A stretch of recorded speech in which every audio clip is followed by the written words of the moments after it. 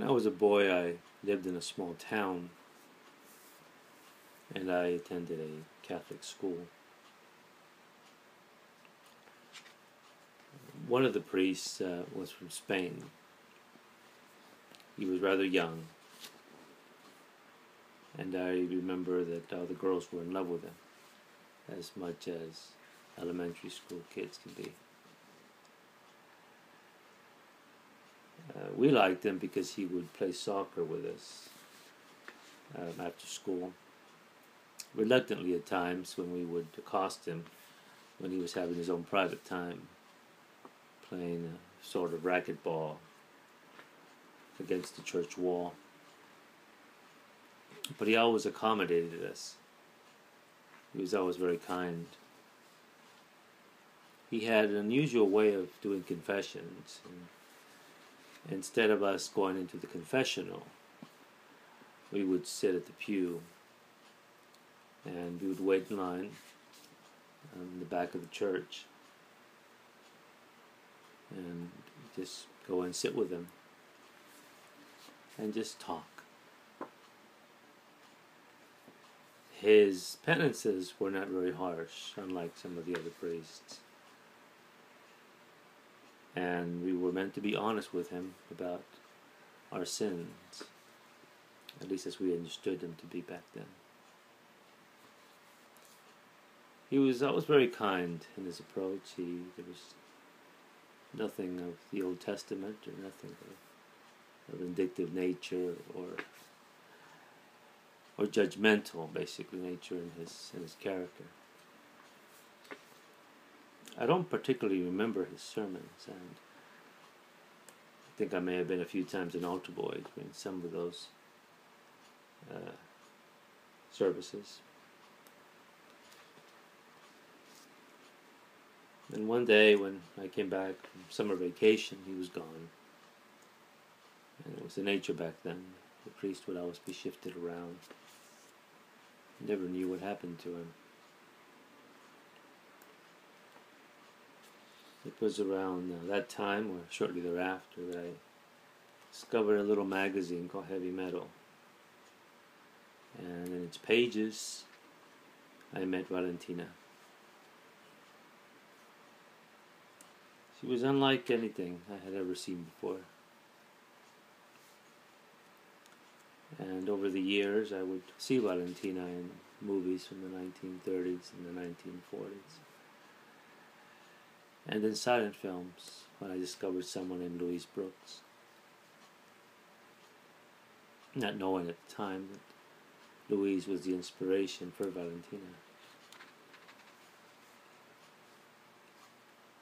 But I knew I had seen Louise Brooks before, but to be fair, over the decades I've seen Valentina, the elusive Valentina, whom I met in my childhood. She's in a way always been a part of me and the women that I've known. I think if I'd been told that one day I would be holding a coloring book about Valentina, I would have found it quite laughable, if not quite shocking, that something would have happened.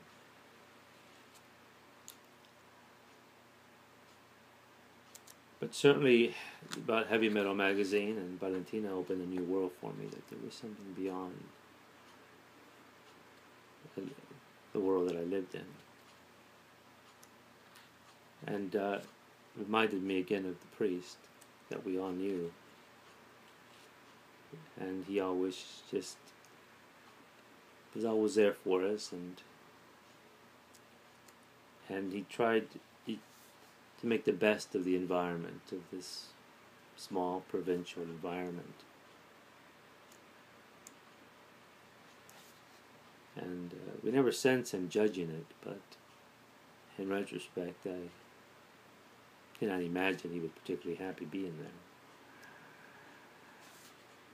And that the world he came from, a part of the world that we imagined, was something quite broader, quite bigger, and quite more beautiful, and maybe dangerous, and exotic.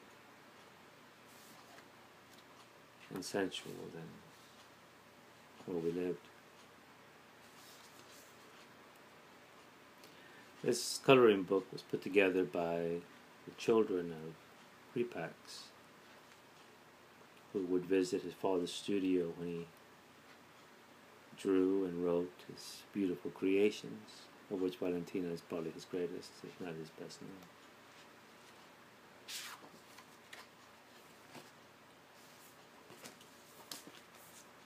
The coloring book comes also with a special treat. I think when I was a kid, many kids had Farrah Fawcett up on their wall from Charlie's Angels. I like Farrah Fawcett, but I was always more predisposed to Jacqueline Smith. But if there had been a poster of Valentina at the time, I don't know if I would have been allowed to have it on my wall, but I would have certainly been appreciative of it if it existed.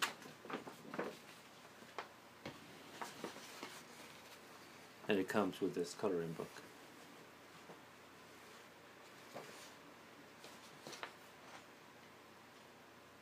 Valentina makes me think of Eliot's line, which is always with me. Time present and time past are both present and time future, which he borrowed from St. Augustine. Valentina.